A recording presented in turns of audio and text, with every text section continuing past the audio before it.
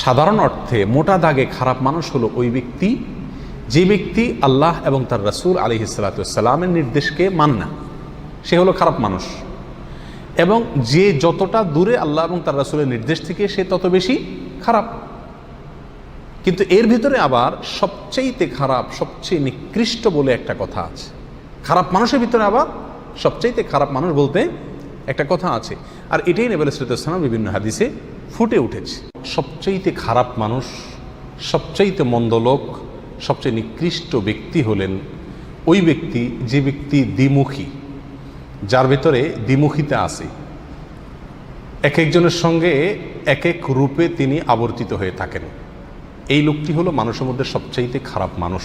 সহিহ বুখারী এবং মুসলিমে আবু হুরায়রা রাদিয়াল্লাহু তাআলা আনহু থেকে বর্ণিত, নবী আলাইহিস সালাতু ওয়াস সালাম ইরশাদ করেছেন, ওয়া তাজিদুনা শাররান নাসি যাল ওয়াজহাইন, তোমরা মানুষদের ভিতরে সবচেয়ে খারাপ লোক দেখতে পাবা ওই লোকদেরকে যাদের দুইটা চেহারা, দুইটা মুখ, অর্থাৎ দুইটা রূপ আছে। আল্লাযী ইয়াতি হাউলা বিওয়াজহিন, যারা কিছু লোকের কাছে আসলে এক ধরনের রূপ ধারণ করে, আবার ওয়ায়াতি হাউলা বিওয়াজহিন, আবার তাদের বিপরীত বা বিরোধী বা ভিন্ন লোকদের কাছে গেলে ভিন্ন রূপে নিজেকে সেখানে প্রকাশ করে।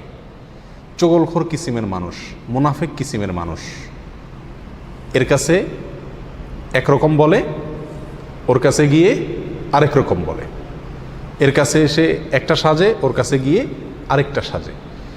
এই মুনাফিকি, এই দ্বিচারিতা, এই চগলখড়ি, এই কপটতা, এই চরিত্র যার ভেতরে আছে সে হলো মানুষদের ভিতরে সবচেয়ে খারাপ মানুষ।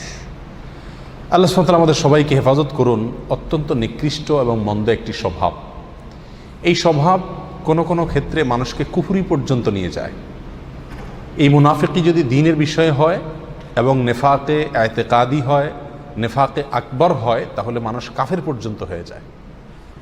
আর এমনি দুনিয়াবি কারণে যদি হয়, চারিত্রিক ত্রুটির অংশ হিসাবে, তাহলে সেক্ষেত্রে এই নেফাকি, এটা একাধারে মানুষকে প্রতারণা করা, ধোঁকা দেওয়া, মিথ্যা রূপ ধারণ করা, মানুষকে ক্ষতিগ্রস্ত করা, চগলখড়ি করা, মুনাফিকি করা, অনেকগুলো নিষিদ্ধ কর্ম এই একটি চরিত্রের ভিতরেই নিহিত আছে। এই জন্য সবার কাছে ভালো থাকার চেষ্টা, অথবা সবার কাছে গিয়ে তার গল্প বলা, তার বিরোধীর কাছে গিয়ে তার গল্প বলা, এই চগলখড়ি, দ্বিচারিতা বা মুনাফিকির চরিত্র আজকাল সমাজে প্রচুর পরিমাণে আছে। আমাদের সবার ভিতরে কম বেশ এই দুশ্চরিত্র আছে। আল্লাহ তাআলা আমাদের সবার চরিত্রকে সংশোধন করবার তৌফিক দান করুন। দ্বিতীয়ত যে ব্যক্তি নিকৃষ্ট, সে হলো ওই ব্যক্তি যার ভয়ে মানুষ তার কাছ থেকে দূরে থাকে, জানে তার কাছে গেলে, তার মুখোমুখি হলে, তার পালায় পড়লে সে কোনো না কোনো ক্ষতি করবে।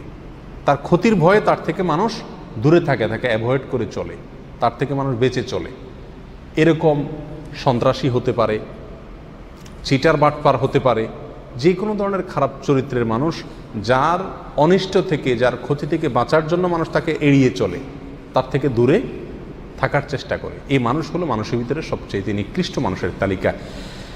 এক্ষেত্রে সহিহ বুখারীর হাদিসে আসছে এবং মুসলিম হাদিসটি বর্ণিত হয়েছে। নবী আলাইহিস সালাতু ওয়াস সালাম ইরশাদ করেছেন, ইন্না শাররান নাসি ইনদাল্লাহি মানজিলাতান ইয়াউমাল কিয়ামা, কিয়ামতের দিন খারাপ মানুষের মধ্যে সবচেয়ে নিকৃষ্ট খারাপ মানুষ হবে আল্লাহর কাছে ওই ব্যক্তি, মান তারাকাহুন নাসু ইত্তিকা শাররিহ, যে ব্যক্তিকে মানুষ পরিহার করছে, ত্যাগ করছে, তার থেকে দূরে থাকে তার ক্ষতির ভয়ে। সবাই জানে যে তার কাছে গেলে বা তার কাছে ভিড়লে বা তার পথ মাড়ালে বা তার পালায় পড়লে সে আমার কোনো একটা ক্ষতি করবে। তাহলে আমাকে চিন্তা করতে হবে যে আমার ভেতরে এরকম কোনো স্বভাব আছে কি না। কোনো মানুষ আমার কাছে আসে না, ভিড়ে না, আমার ভয়, আমার ক্ষতির ভয়, আমার জুলুমের ভয়, আমার অবিচারের ভয়, আমার অন্যায়ের ভয়ে এরকম আছে কি না। যদি হয় তো মনে রাখতে হবে এটা আমার জন্য অত্যন্ত নিকৃষ্ট একটি চরিত্র যে আমার ভিতরে আছে। তাহলে মনে রাখতে হবে যে এর মানে হলো আল্লাহর কাছে আমি সবচাইতে নিকৃষ্ট মানুষ। আমরা অনেকেই বরং উল্টা গর্ব করে থাকি, যখন আমার ধারে কাছে মানুষ ভয়ে ভিড়ে না, আমি মনে করি যে আমি খুব বাহাদুর মানুষ, ভয় আমার ধারে কাছে আসে না। যার ক্ষতির ভয়ে তার কাছে মানুষ যায় না, সেই ব্যক্তি আল্লাহর কাছে সবচাইতে খারাপ মানুষ। আল্লাহ তাআলা আমাদের সবাইকে কোমল হওয়ার তৌফিক দান করুন, যেন সব মানুষ আমাদের কাছে আসতে সৎসাহস করে, আমাদের ক্ষতির ভয়ে ভীত সন্ত্রস্ত মানুষ না থাকে। মুসনাদ আহমদের এক বর্ণনা আসছে, নবী সাল্লাল্লাহু আলাইহি ওয়াসাল্লাম বলেছেন যে সবচেয়ে নিকৃষ্ট মানুষ হলো সে যে ব্যক্তিকে মানুষ সম্মান করে তার ক্ষতির ভয়ে। সালাম আলাইকুম, কেমন আছেন ভাই, বড় ভাই, সিনিয়র ভাই, নেতা ভাই, এই যত ইজ্জত সম্মান করে এগুলো সব কি জন্য? যে নেতা সাহেবকে ইজ্জত না করলে এটা ক্ষতি করে দিবে, সালাম না দিলে আমার একটা বিপদ হতে পারে, সে আমার উপরে ক্ষেপে যেতে পারে। এই যে ক্ষতির ভয়ে আশঙ্কায় সম্মান করে, এরকম যদি কোনো লোক থাকে সমাজে, তাহলে এই লোকটা সবচাইতে নিকৃষ্ট মানুষ। তাহলে দ্বিতীয় শ্রেণীর সবচাইতে নিকৃষ্ট মানুষ, এই দুইটা হাদিসে দুই রকম আসছে, দুইটাই প্রায় কাছাকাছি। একটা হলো ক্ষতির ভয়ে তার থেকে দূরে সরে, আরেকটা হলো ক্ষতির ভয়ে তাকে কি করে? সম্মান করে। এক কথায় যে ব্যক্তির মানুষের ক্ষতি করে, মানুষ প্রতি অবিচার করে, মানুষের প্রতি জুলুম করে, আর তার জুলুমের ভয়ে মানুষকে তাকে সম্মান করতে বাধ্য হয় অথবা তার থেকে দূরে থাকে, এই লোকগুলো হলো সবচাইতে নিকৃষ্ট মানুষ। তৃতীয়ত সবচাইতে নিকৃষ্ট মানুষ সে যে ব্যক্তি কোরআন পড়ে, কোরআন অধ্যয়ন করে, কোরআন চর্চা করে, কোরআনের ইলম অর্জন করে, অথচ কোরআন যেসব বিষয়ে সতর্ক করেছে, সাবধান করেছে, ভয় দেখিয়েছে, সে বিষয়গুলো থেকে বেঁচে থাকে না।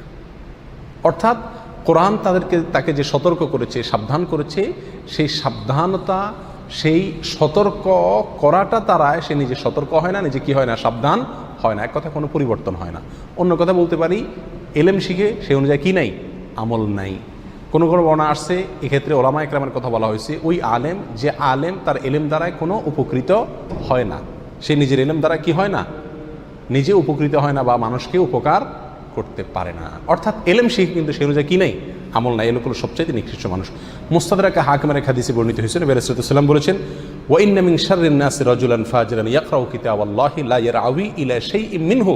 আর নিশ্চয়ই মানুষের ভিতরে সবচাইতে নিকৃষ্ট মানুষ হলো, সবচাইতে খারাপ মানুষ হলো ওই লোক, ফাসেক মানুষ, ওই খারাপ মানুষ যে ব্যক্তি আল্লাহর কিতাব পড়ে, অথচ আল্লাহর কিতাবে যে বিষয়ে সতর্ক সাবধান করা হয়েছে সে বিষয় দ্বারা নিজেকে কি করে না? সাবধান সতর্ক করে না, মন্দ কাজ থেকে বেঁচে থাকে না, কিতাব অনুযায়ী আমল করে না। এগুলো সবচাইতে খারাপ এবং নিকৃষ্ট মানুষ। 4 নম্বর সবচাইতে নিকৃষ্ট মানুষ সে যে ব্যক্তি দুনিয়াবি কোনো কারণে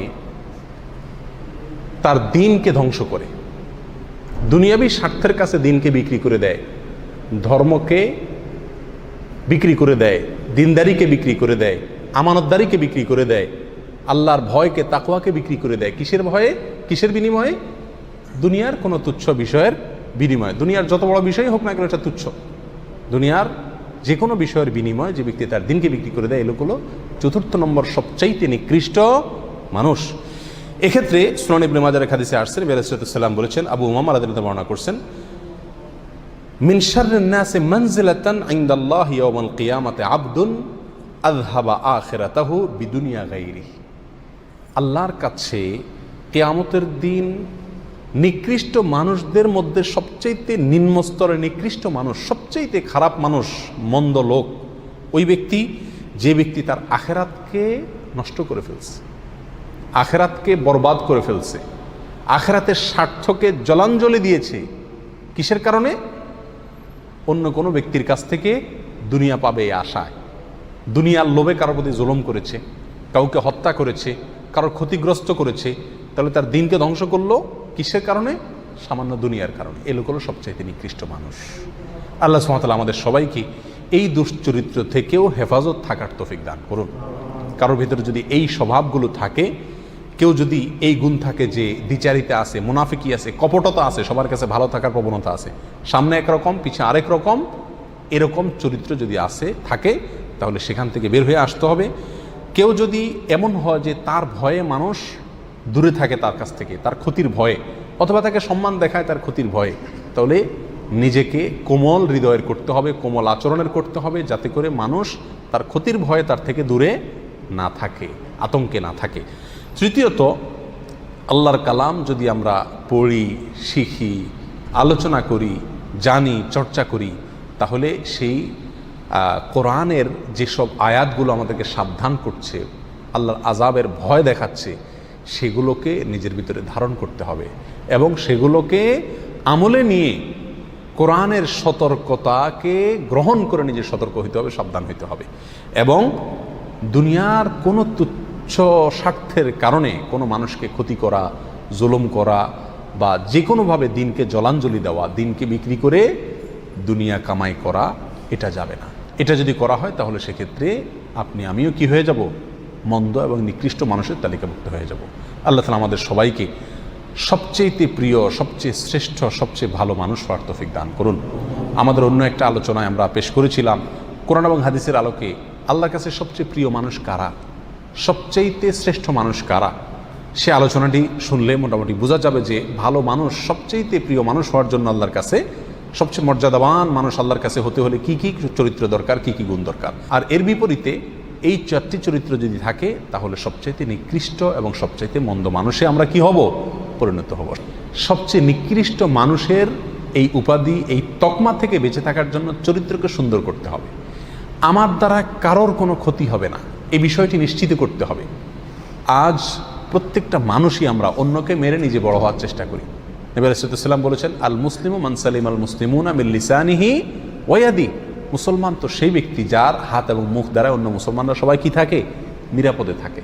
যার হাত মুখ দ্বারা অন্য কেউ নিরাপদে থাকে না, তার ভিতরে মুসলমানিত্ব পূর্ণ মাত্রায় নাই, সে নিকৃষ্ট মানুষ। আল্লাহ তাআলা আমাদের সবাইকে সবচেয়ে উৎকৃষ্ট মানুষ হওয়ার তৌফিক দান করুন। সবচেয়ে নিকৃষ্ট মানুষের যে নিকৃষ্টতম চরিত্রগুলো আছে সেগুলো থেকে আল্লাহ তাআলা আমাদের সবাইকে দূরে থাকার তৌফিক দান করুন।